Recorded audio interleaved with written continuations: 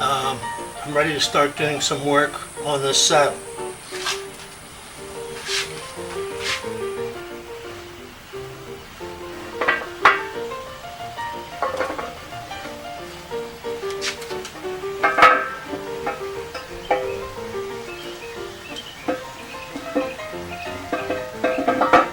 The first thing I'm going to do is to mill an oil slot along the base on both sides. Now it already has an oil hole which leads to the side in each case, but in order to distribute the oil better, I'm going to make a slot on either side, rather shallow, probably 50 thousandths of an inch.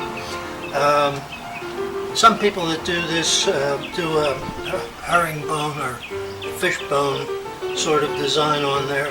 I don't really think that's necessary, but it might be smart to spread the oil over the length of here. So I'll do that with a small bullnose cutter and the milling machine.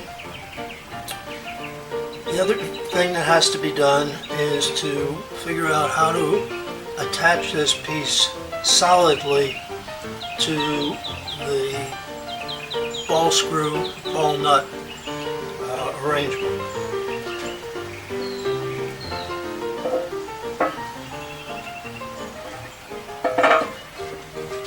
Now unfortunately, this hole, which is part of the previous arrangement, has been machined off-center. I can't imagine why that would have been done intentionally, but that's what I have to work with. My first inclination was to make this hole larger and therefore move it onto the center. However, that does defeat to some extent my purpose in machining the part that will go between this saddle and the ball screw nut.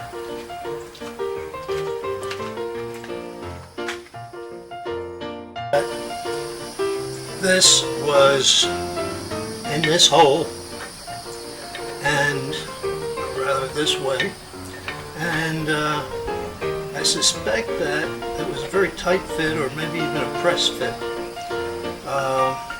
And then this piece was bolted to this boss. So what kept everything from wobbling was, or is, the amount of surface area that contacts this plate. Now, making the hole larger would decrease the area that bears upon this surface. So I've decided not to make the hole bigger.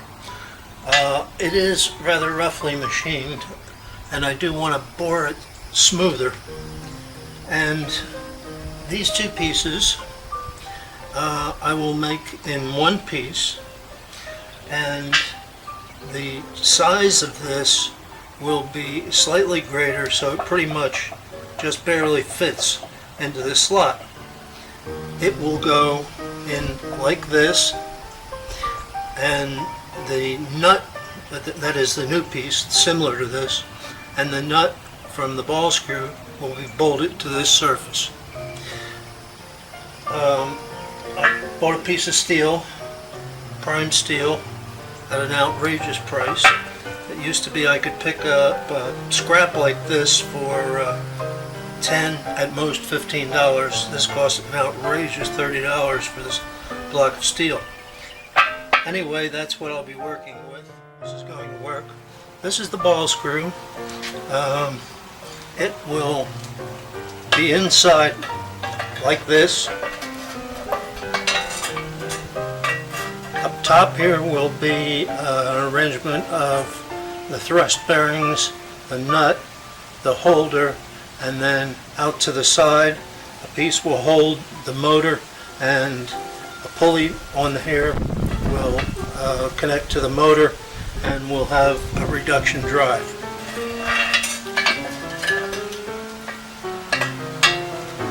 Now,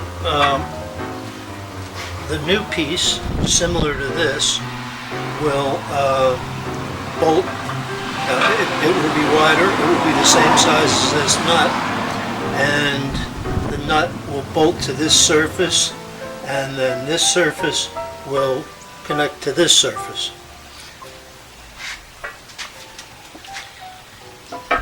The top of this piece will need to be recessed around the hole just a little bit in order to accommodate a washer.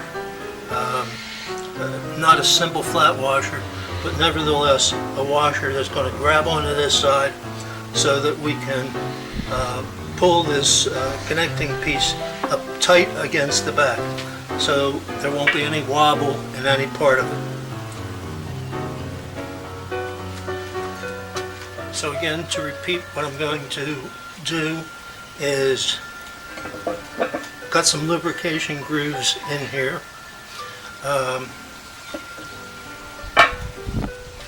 Bore this hole slightly larger. I don't especially care what size it is, because I'll make the piece that goes into there the same size, or as close as I can.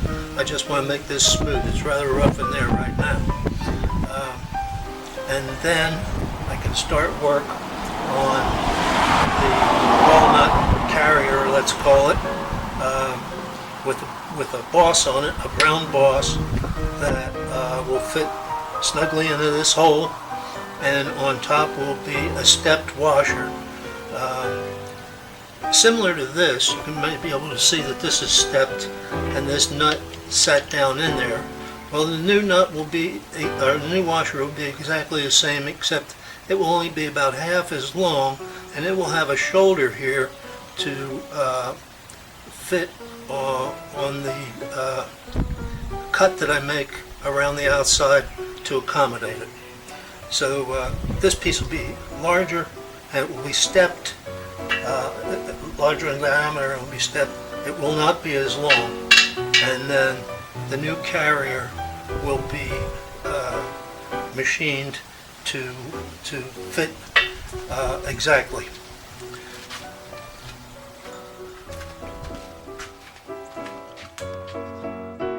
It's rather critical that I get the distance from the shoulder to the center of the nut exactly the right distance. So I took several measurements. First, the diameter here, then a measurement from the outside to here, then a measurement from here to here,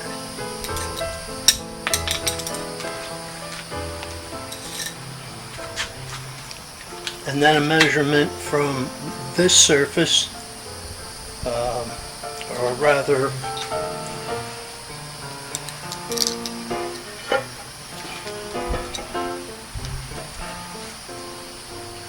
from here to here. And with all those numbers, it was just math to figure out the distance from the center of this hole to this surface. Now, used a bunch of measurements, measuring to here and here, you know, where you're going to get it, how exact is that going to be.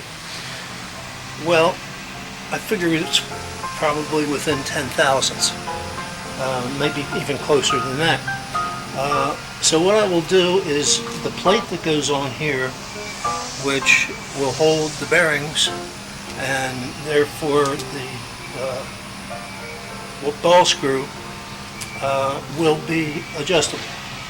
I'll be able to move it around and fit it into exactly the right spot. I'll clamp it first, and then after running the saddle up and down, making sure everything is aligned and works smoothly, then we'll peg it in place, drill the screw holes, and attach it.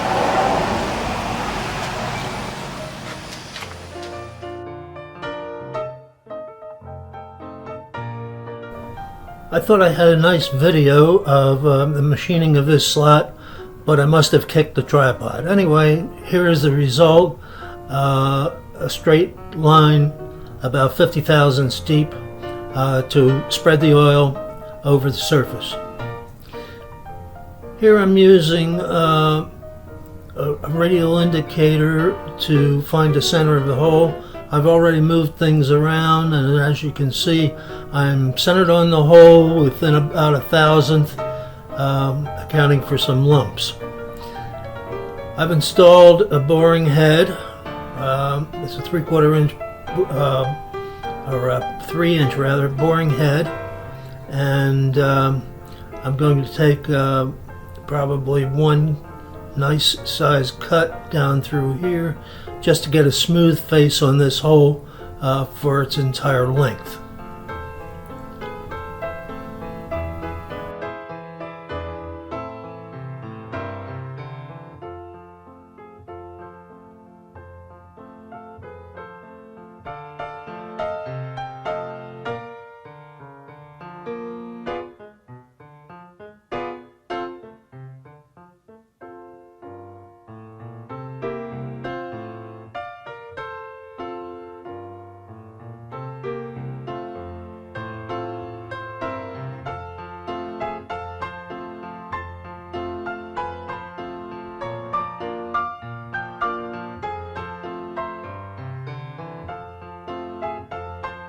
At about 700 RPM, I'm taking a nice fine feed. It's a carbide tip boring bar in the boring head. It looks like it's making a nice smooth finish. I'm not using any coolant or air here because this cast iron makes an absolute mess. So I'll clean it up later rather than spread it all over the shop with an air spray.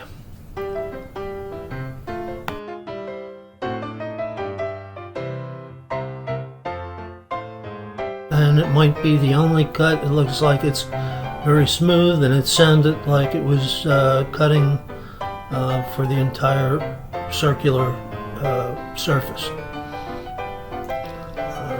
Get a light here and check, see how it looks, and it looks good to me, so I think I'll stop right there. Change tools here, jog down to within about 1/2 inch of the surface, use an adjustable parallel to measure the distance, put that distance on a caliper, and then enter it in Mach 3. That means the top surface is now 0, and I can start my cut. I wrote a little program to cut the top surface here using Mach 3 wizards.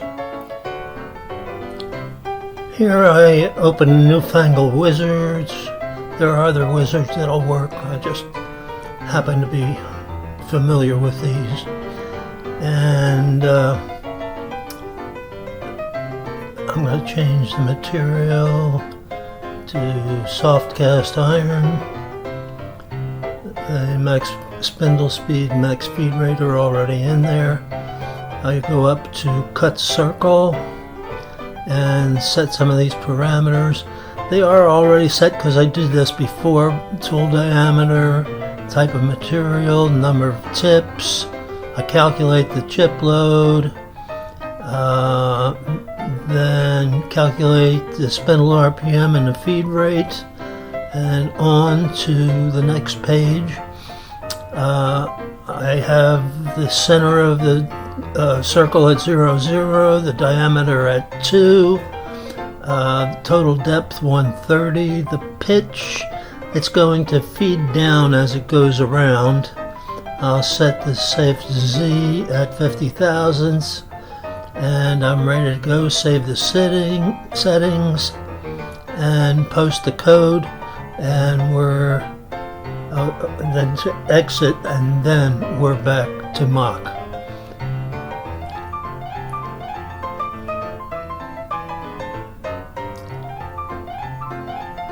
There it is, and you can see the picture of the path that the tool is going to take. I'm going to go down 130 thousandths. Plan the washer to be 125 thousandths at that point. Here we're slowly milling through the cast iron with a high-speed bit. The bit's a little bit long for this job, but I had it all set up into a holder, and so I'm using.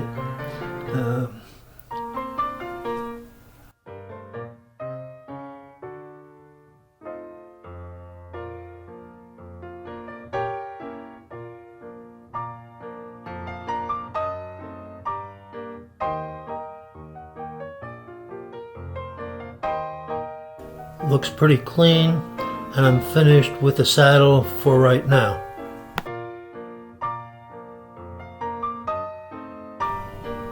Using the measurements that we discussed earlier in the video, I designed this part. It will attach to the lead screw nut and to the saddle.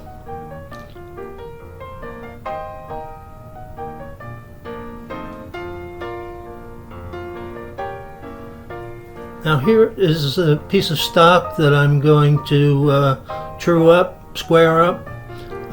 Once again, I'm using adjustable parallels to determine the height of the tool above the surface. I measure it, and then I go to my custom Mach 3 screen and enter that number. That makes the top of that surface Z0.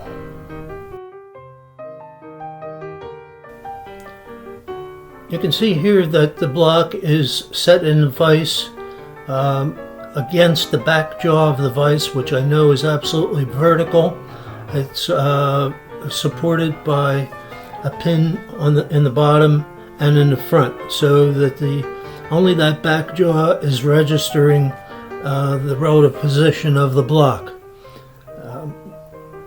Now I also have a surfacing tool in the tool holder, and it's apparent that it's going to take 2 passes of that tool in order to cover the entire surface.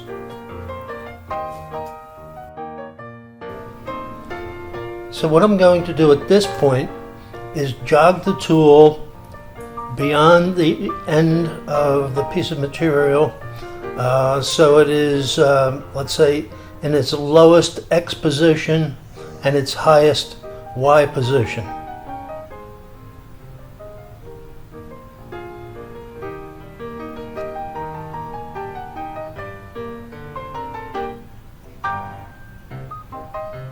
Now I go to Mach 3 to my auto mill page, and I enter a set for the X-axis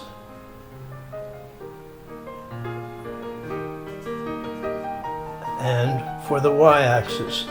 This sets the extremes on that side of the piece. Now I jog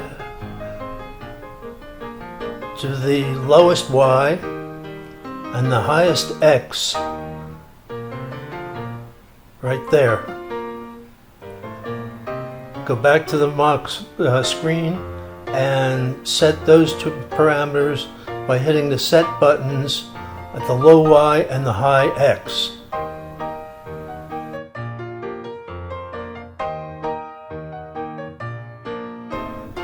So to start a machining pass, we use the go to 0 on the Z-axis button. That lowers the tool to 0. Then we go over here to the step over group, and I have set it at 25 thousandths. I press that, and we see the Z is at minus 25 thousandths, and then I press the yellow arrow to start the feed in the direction I want. And we're cutting metal.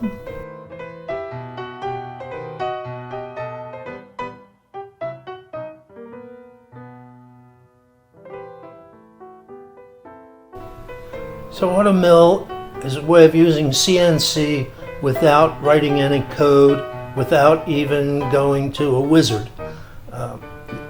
You can press the yellow arrows and move at feed speed designated on this page to an X destination or a Y destination or a combination of an X and Y destination.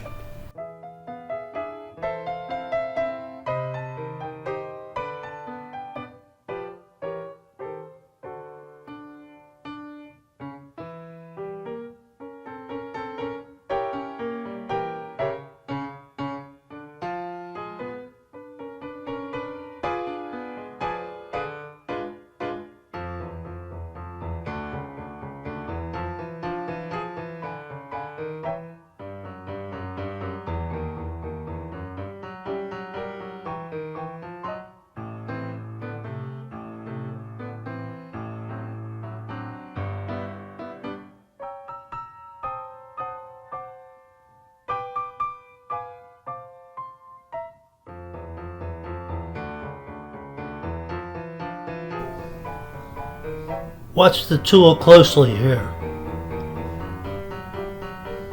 or I should say the table. Well, the table and the tool. Okay, what happened was I pressed one of the diagonal pointing red arrows. What happened was when I did that, the tool lifted up to the safe Z designated on this page, rapidly moved over to the destination, and then lowered with a soft touch down, whose speed is also designated on this page, and we're ready to start whatever is next, probably a cut in the opposite direction. The step overs in the upper right hand corner can be set by clicking on any of them. You can set the rapid movements on this page. All of the step over movements are at a rapid rate, but you can limit that rapid rate if you want. So there are any number of ways to accomplish what you want to do, what direction you want to go, and how you want to go on this page.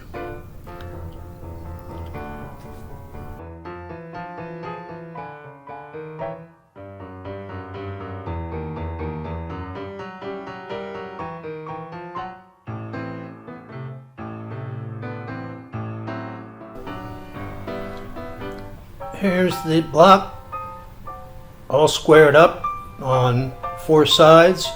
Finish came out pretty good. There are a couple scratches where evidently a chip got caught. They're not very deep, and the block is ready for further machining, which we'll get to in our next video. Thanks for watching.